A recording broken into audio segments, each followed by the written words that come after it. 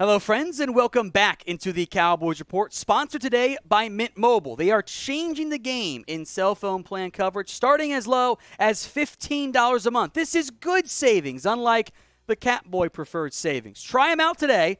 $15 a month. It's the best deal out there at mintmobile.com/chatsports. While we're doing our second video today, the Cowboys are looking at long last for some actual offensive line help. Jason Peterson is being brought in for a visit on Thursday by the Cowboys. The 40-year-old started at left tackle for a bunch of games last year for a not-so-very-good Chicago Bears team. Now, look, he is no longer prime Jason Peterson. That is acknowledged right now. Although it is basically September, it's not like there are a bunch of prime Jason Peterson out there. Frankly, this is about as good as you could hope to do in September or late August, whatever.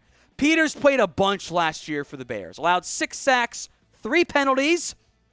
Tight flags if you want to. Overall, and this is just per PFF, so grain of salt, I'm all for it. I get it. It's PFF. They're not perfect. But it's a useful data point for no one else, since no one else does offensive line grading and stats and whatnot.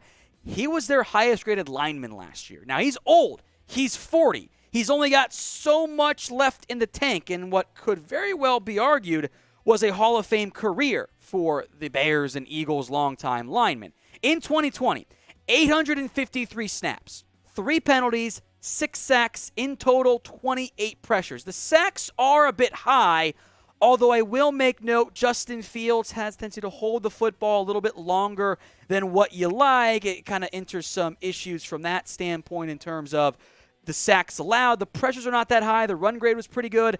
Of your options that are viably out there, I think that's pretty good. And when it comes to what the Cowboys have on the offensive line, do we trust Jason Peterson more than Matt Waletzko and Josh Ball? I kind of think the answer is yes. Now, I will make note, there was a report from Nick Eatman, or was it one of the other Cowboys? One of the Cowboys team website reporters said that nothing seems imminent. And that doesn't shock me that much. A couple hypothetical theories for you guys to consider.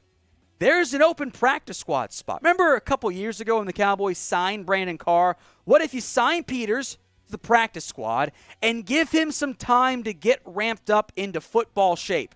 That could make sense. What if you wait until after week 1 so his base salary isn't fully guaranteed, just in case he's not very good and you want to cut him? Both of those options, I think, could be in play here for the Dallas Cowboys with the flexibility that NFL rules offer them right now. More on Peters coming up and other options, plus some offensive line situation stuff.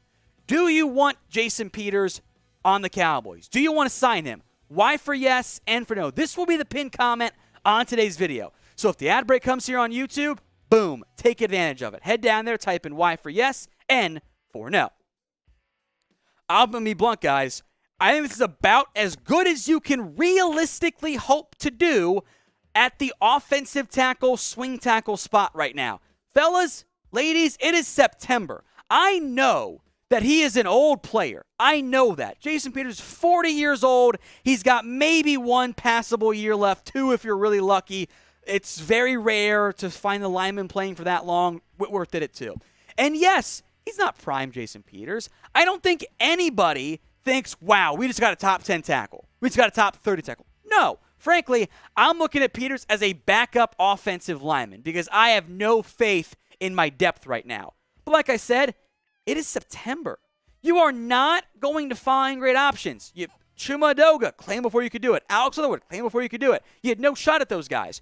Jason Peters and maybe 1 or 2 other guys who can play the left side are the only viable options still unsigned for you this late in the NFL calendar. I am not mad that they're trying out visiting with Jason Peters. I'm not mad if they sign him.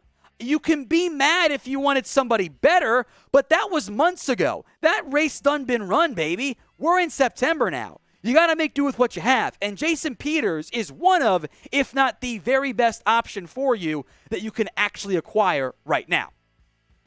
Now, speaking of great options for you, that is Mint Mobile to a T. Unlimited talk and text, high-speed data, runs on the largest 5G network, and their plans start at $15 a month. Head over to mintmobile.com/chatsports. That link will be in the comments section and in the description. Don't just take my word for it, or Ryan Reynolds, the co-owner of Mint Mobile. Take my mom's word for it and my sister's words for it. They are all on Mint Mobile. You should be too. mintmobile.com/chatsports. Unlimited premium wireless on the largest 5G network. Plans start at $15 a month. Now, I've got some more names the Cowboys could consider, or at least one big name on the offensive line. But who do you want to sign at left tackle? Let me know in the comments section.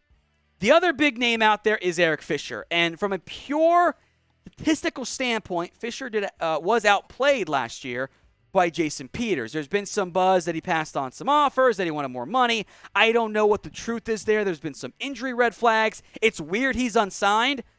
But whether it's Fisher or Peters, bring one of them in. Because I don't trust Josh Ball. I don't trust Matt Waletzko. We'll get to those guys here in a little bit. But first, make sure that you are subscribed to us here on the Dallas Cowboys Report. Free videos every single day. Sometimes, like today, it's multiple videos per day. So if you haven't already, please help me feed my family and subscribe right now.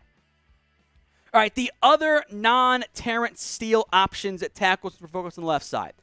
I still believe that week one, Tyler Smith will be starting for you. And frankly, I want to sign Jason Peters, not to start week one at tackle, but to be my backup left tackle. And if Tyler Smith isn't great, you could push him back inside. Or if he is great, you have a competent swing tackle option, which I don't think you have right now. Every word coming out of McCarthy, when you read between the lines, since he's kind of a deceptive guy, Jerry Jones in particular, makes it sound like Tyler Smith is going to be the left tackle. And to be clear, if he's healthy, which he practiced today, so I think he is, if Tyler Smith is not starting week one, you screwed up something, Cowboys. Whether it was coaching, front office, medical even, whatever it was, you failed somewhere along the road because your first-round pick at your biggest position of need absolutely must be starting not just week one, but the entire year. And hopefully playing pretty well as well. The best-case outcome, knock on wood, Tyler Smith plays so good at left tackle that we have the discussion of what do we do with Tyron now? That is the ideal outcome for the Cowboys. Now, when it comes to the O-line overall, it's probably going to be Tyler Smith, McGovern, Biotish, Zach Martin, Steele. What is your confidence level in this Dallas Cowboys offense line? Scale it for me from 1 to 100 in the comment section. All right, the other offense tackles we'll discuss briefly here. Josh Ball, still on the roster, I think is better on the right side than he is on the left side. I was very disappointed by his left tackle play in the preseason, and it only gets harder. He's playing better edges in the games that matter. Like, cool, here's Shaq Barrett for week one. Joe Tyron, his last name, he changed his last name to, I can't pronounce what it is off the top of my head, but the other Bucs edge rush was awesome. The name's got Trey Hendrickson. Like, you going to be like, yeah, Josh Ball's a left tackle? No. If he's playing real snaps for you, I am concerned. Now, longer term, I think Matt Waletzko could be your guy. He drew some good praise at OTAs and minicamp, but he got hurt. His shoulder is still not 100%. He might even be an injury IR stash if he got to later on this year. He's going to need surgery at some point. I like Waletzko, but he was raw coming out of North Dakota. As I call him, he looks like Little Dicky. I call him Big Dicky because he's 6'8", 320. Like, I think he needs more time. So long term, yes. Short term, I'm not sold. Because of that, if I'm the Cowboys, I owe it to myself as an organization to explore every single option to find offensive line help. I think Jason Peters, from a impact cost balance perspective, I'm looking at you once again, Stephen Jones. I think Peters makes a lot of sense for this Cowboys team. Does that mean they're going to sign him right now? I'm not so sure. But I am glad they are at least trying a little bit.